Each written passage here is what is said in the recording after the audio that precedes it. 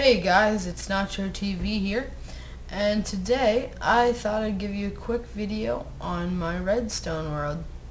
This is my personal Redstone World that I've been working on for the past, I'd say about for a while, quite a while. Anyway, so I'm just going to show you a few things, and yeah, I hope you enjoy. So, the first thing I want to show you, so let me get my sound up a little bit, is this. This is, I just tell you, the pistons don't mean anything. I just need some obsidian, and so this turns it on, and that turns it off. On, off. So this is a really good way to keep unwanted mobs from getting into your house now that they added the new thing, how the mobs can go through the portals. So that's the first thing I'm going to show you. Right here's the second thing. It's enchanting. It goes up and down.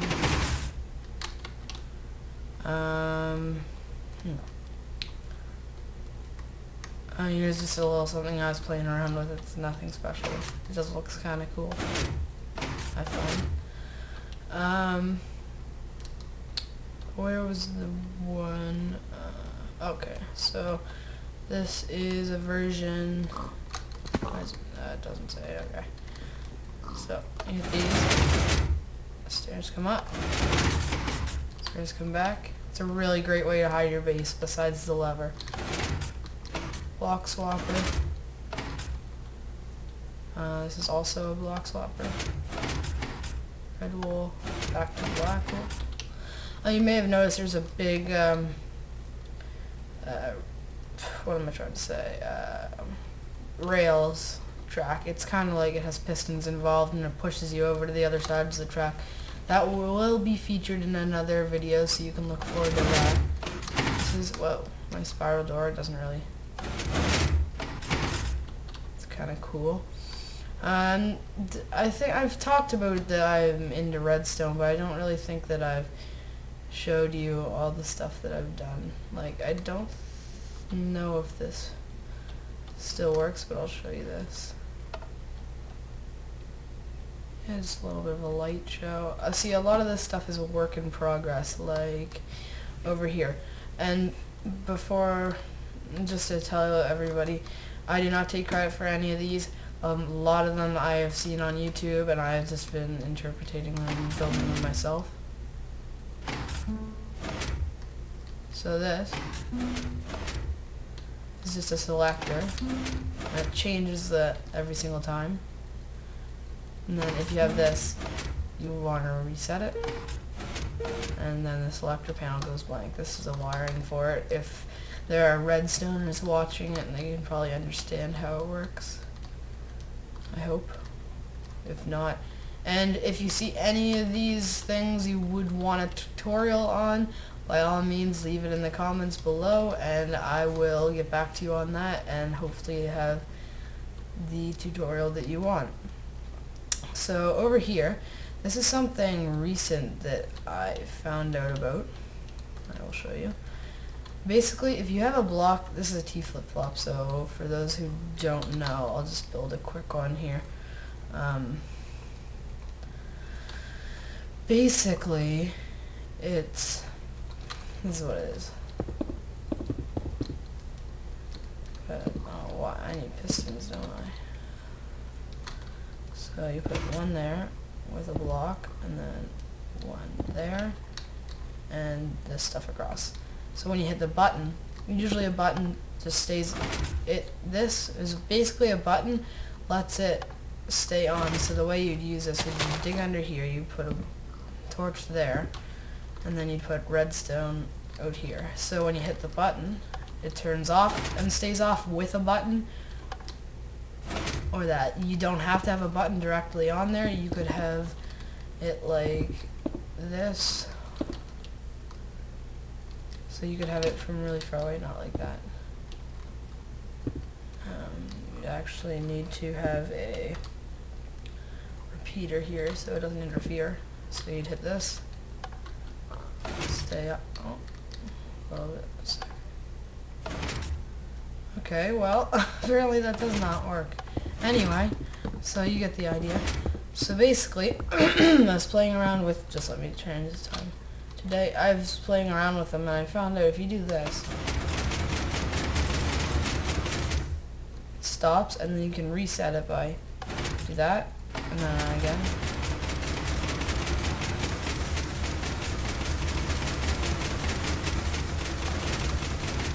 So yeah, I found that out. I guess it's just a little, it's not as much of a glitch as just, I don't know, noisemaker, as it said there. I'll go over this way and show you some more stuff. As you can see, it just goes on forever. There's stuff everywhere. Some of it doesn't work, some of it doesn't make any sense. It's just like this. I still don't understand how this works, but you place a block here, and it turns on. There's no wiring. Besides here, there's some repeater. So you had to put this block here, and then this here. You could put anything. You could put, I don't know if this works. It turns into that. You could put a block there like that. It turns on, stays on. It's just like detects it and puts it over here like a T flip-flop, and then it drives it into here and turns on the piston. So I have a feeling that a lot of people, you know, it's not gonna make any sense to them, but this is a T flip-flop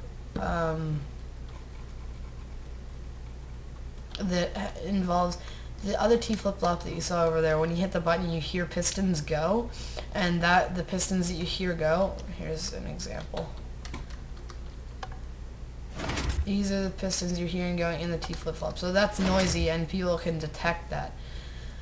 So this one, the only piston you're hearing is on the output. So when you press this, it stays on, goes off.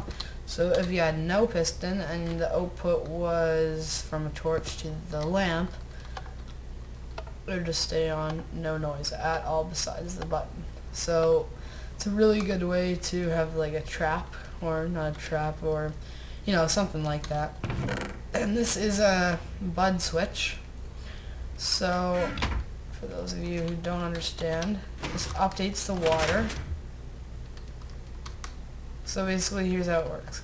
When the water updates, you'll see when this goes off.